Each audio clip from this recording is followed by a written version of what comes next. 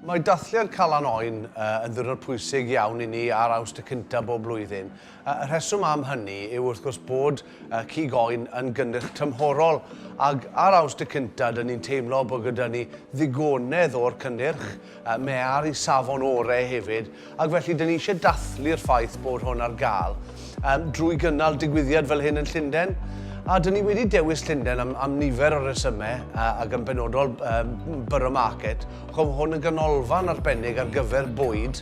Yn y marn ni, beth sy'n ei cig o Gymru yn unigryw ydy, dyn ni'n gallu tyfu digon o borfa, ac ar hyn o bryd o'r flwyddyn, dyn ni'n gallu digon o borfa, glaswellt, i cig oen ac i geidion, sy'n neud o'n unigryw unrhyw gig arall dros y wlad.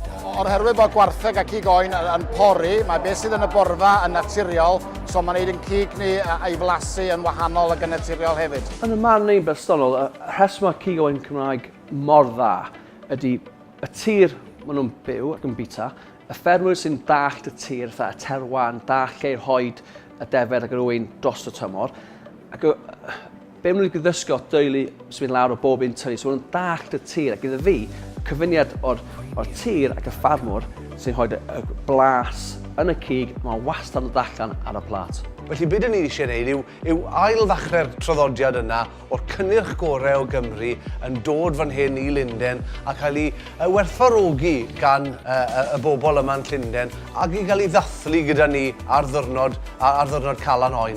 Mae cig oen Cymraeg mor hyblyg. Chi'n gallu rostio mewn un dan mawr, chi'n gallu cyfynnu fo ar yr asgwrn, a wedyn just pulled lamb, just tynnu fo ffwrdd o'r asgwrn. Chi'n cael y mint sy'n gwneud burgers a cofta kebabs. So mae'n mor hyblyg, a beth sy'n dda amdano fo di, y faint o braster i'r cig sydd yn bwysig iawn i cig oen Cymraeg, a dyna beth sy'n neud o'n arbennig.